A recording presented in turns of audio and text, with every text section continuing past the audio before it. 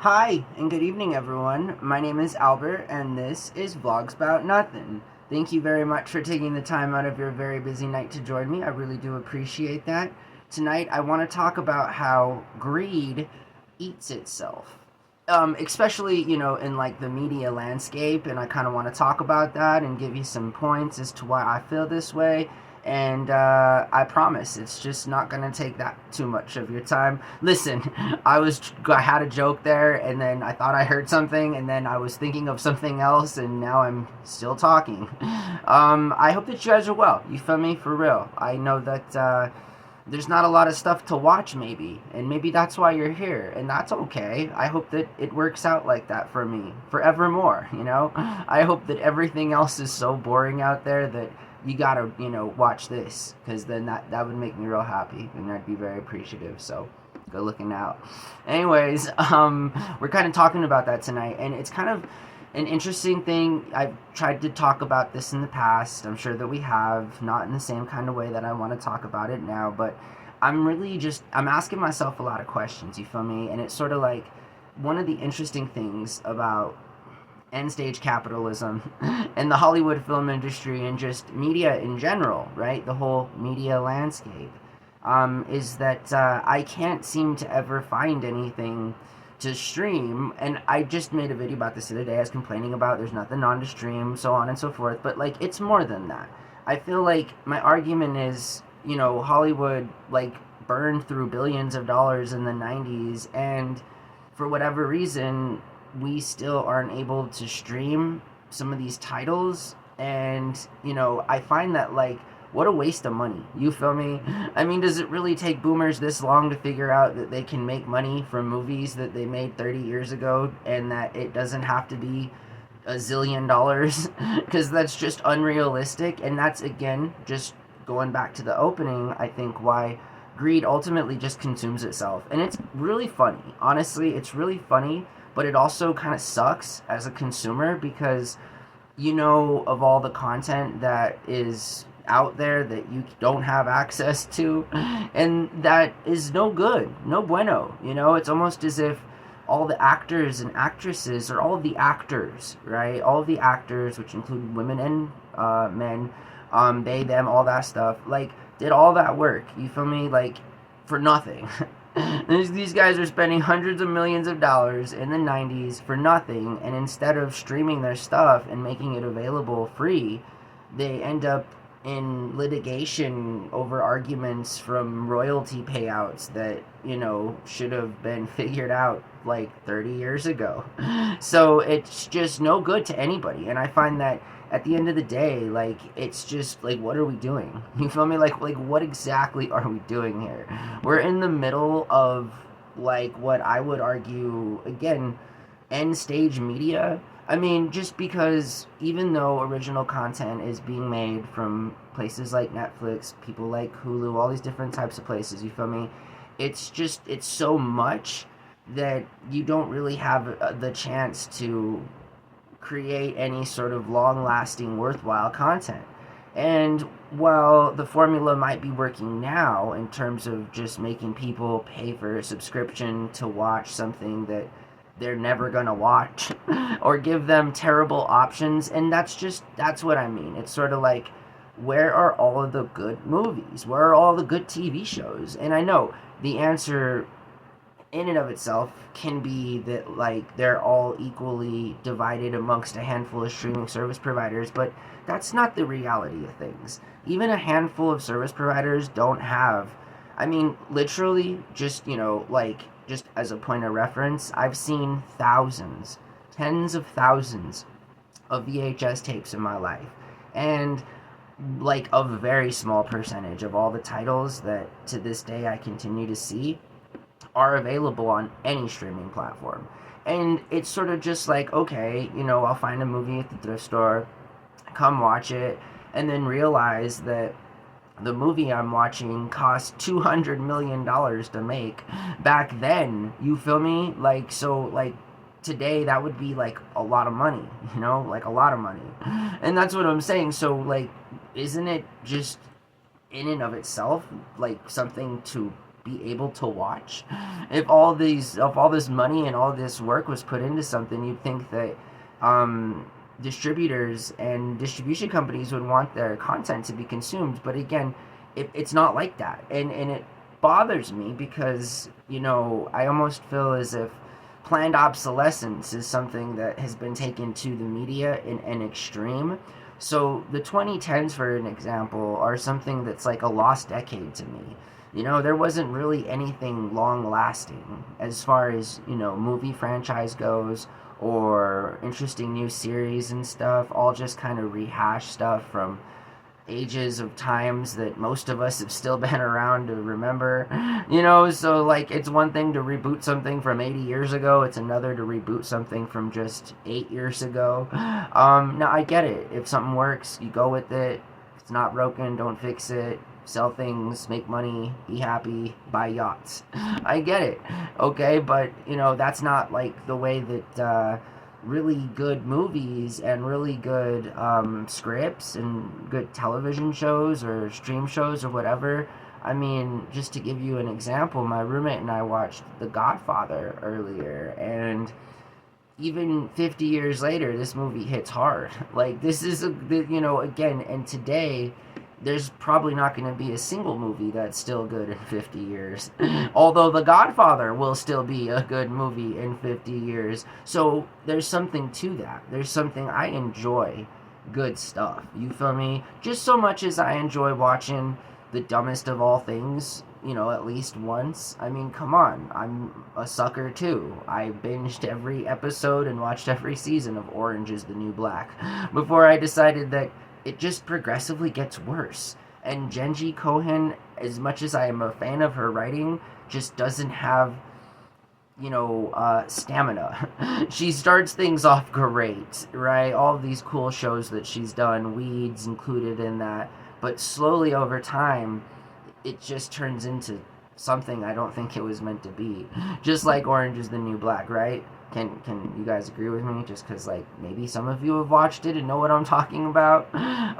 Really good show, first couple seasons. And then it really started to get weird, Like, it was still good and everything, but, like, Homegirl was supposed to get out of prison, I'm just saying, like, I didn't want to spend that long. Things are supposed to end. And, yeah, so I'm just interested in knowing why Hollywood refuses to let go of titles that for free, right? Obviously, YouTube is a perfect example of that. We'll talk about that just for a couple minutes.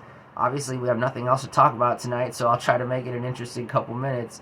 But places like YouTube, a place where it's essentially like a broadcast television network of channels, right? You hop on here and everything's free, and there are some things that have a paywall, and if you don't want to have to watch really cringe ads about things that may or may not or should not be on YouTube ad algorithms, then like you pay to avoid those types of things. You pay to access all the other different movies that aren't available for free right here on YouTube.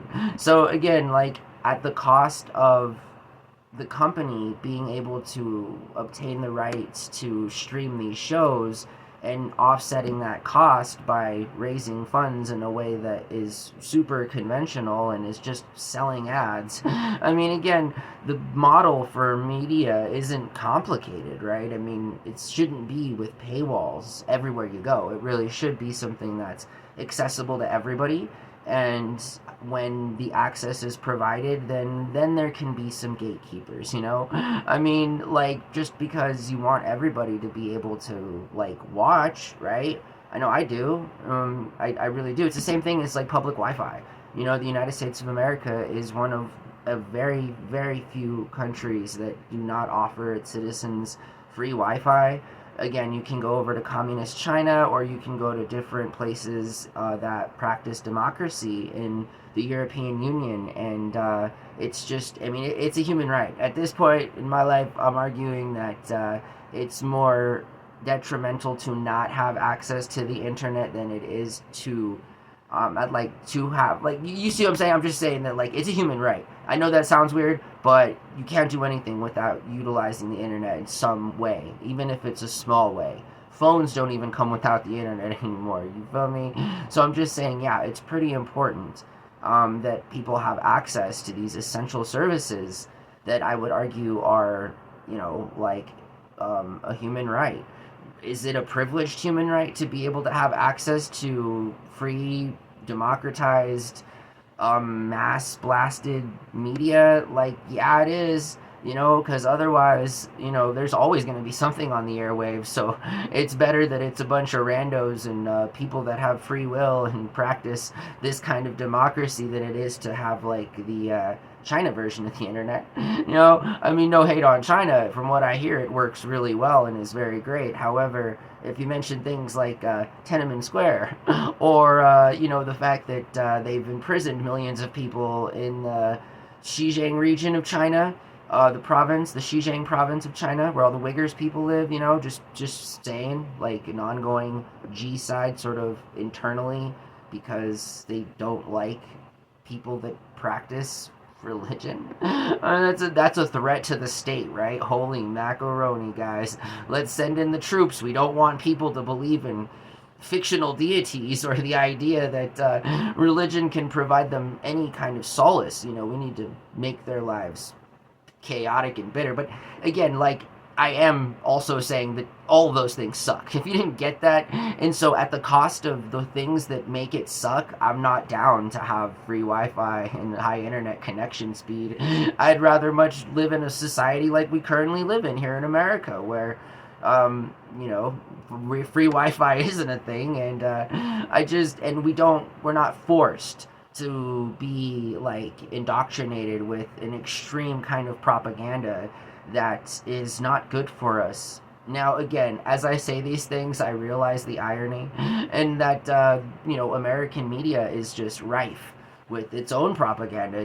But again, I'm not, like, you think this show's made for people older than the age of 40? You are sadly mistaken, my friend. So yeah, I mean, people the under age of 40, you feel me, know what I'm talking about. People over the age of 40, yeah, again, I don't know why you guys did the things that you've done to this world, but we're trying to fix it, so would you please just stop causing problems? Anyways, the way that the media is right now, and the way that, like, I don't have access to watching Armageddon for free on YouTube, it bothers me, like, just because, like, come on, like, who's gonna pay to see, like, why would you, again, you can still make money. There's thousands of us out there that are ready to stream Armageddon for free, Again, so, like, that should mean to a company that there are thousands of people that will have their little eyeballs glued to some screen watching some ad so that they can watch some free movie. Again, it's not complicated. What's more complicated is making it so difficult, like, to find anything. You feel me? Again, like, I don't know. I'm not about it, like, at all. I don't like it. It bothers me. I think it bothers you guys, too. But again, how can you miss something if you didn't even know it existed? So, like, that's maybe why we're, streaming Skibbity Toilet instead of watching Armageddon. Because Armageddon's not available, but Skibbity Toilet's right there. So, go figure. There's not very many options. Anyways, we're going to get out of character now. So, hey guys, I really appreciate it. It's interesting because, when I try to think of things to talk about, it can be difficult sometimes. We've talked about a lot of things here. Seriously, I think we're closer to 1,100 videos now than I initially had even thought. So we're putting out some content, and this type of content is not for everyone. You feel me? Like clearly, I've been abundantly clear with my intentions. I've been abundantly clear with the way that I feel about things and the why I feel about them. It's always a safe place for anyone and everyone. You feel me? I don't care who watches this. The more people that watch it, guys, get this, the better for me. So, like, it's cool. We're cool. I'm just saying that, like, this is a different kind of a thing, and I appreciate all of the people who've been around for so long. Again, like, at some point, y'all gotta remember that, like, this is like my hobby, you feel me? Like, if it turns into a job and or a career, like, I'm down with that, just because, like, I haven't had a job and or career up until now, and I've managed to remain this happy. So I guess it doesn't take a lot to get me happy, right? And I think there's some real good joy to that, There's some real authenticity to that. As you see this channel grow, you will inevitably see that, you know, most of what I say is right on point with, how I feel about things and how I don't want a bunch of stuff, how I just want to be able to get out of debt, pay the things that I owe out, and just sort of, live a life where I can, share, and, I don't know, doesn't sound weird to me, but yeah, I mean, ultimately my end goal is not a 10-car garage stacked with low-riding women, although I'm just saying, if I ever find myself in a situation where I'm in a 10-car garage with all the lowrider magazine cover ladies, then and they want me there, and they're about it, then maybe we can cruise together in the cars down the street. What'd you think I was thinking about? Holy Jesus Christ. Anyways, yeah, so that's how it is, seriously, off camera too. Basically, everything is a joke to me, and I do have some real nice, serious conversations with one other smart person right now in my life. Other times I do. I meet some great people, have some great friends, you feel me? But so far as having existential, just real conversations, it's kind of limited for me, because otherwise I'm just sort of whatever, what you want to talk about, I mean, so all things included, and it's been interesting, it's been fun. I'm waiting for the weather to get warmer, because I weigh 100 and I don't want to know. I feel like I weigh 109 pounds or something. I don't feel like I'm above 110, so I say that because I'm real skinny right now and I get cold everywhere I go. It's kind of pathetic. Yeah, it's like hanging out with your grandma, And it's seriously, your little old grandma, and she gets cold real easy and has to wear a sweater everywhere.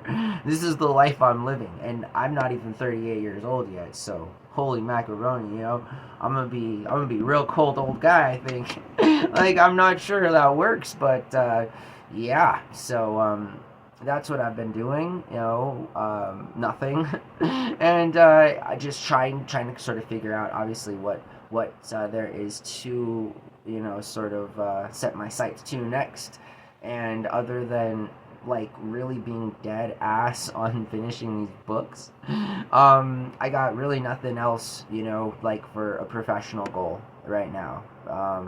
Been trying to submit some pictures and stuff for casting calls. And I mean, you be surprised? No one's called me back yet. What the hell, Anyways, it's sort of yeah, I could go on for literal days making fun of myself. You feel me? It's not a good thing. It's not a good thing. It doesn't make me feel better about myself, and it does me no justice. It doesn't at all. It's been a fun year, man. Seriously, it's been a fun year. I don't know where I would be, mentally, if I had not, oh God, if I had not decided to take this undertaking, it's turned me into the same person that I was before I had, drug problems and just sort of middle-aged problems, and just sort of I've been on my own, since I was 18 years old, all by choice, and at some points in my life completely alone, I'm almost like a feral adult. It's not a super attractive thing, just because a person can be a certain type of way when they've been on their own for so long with zero to little support, you feel me? And I'm not saying nothing other than that it just turns a person, a little bit different.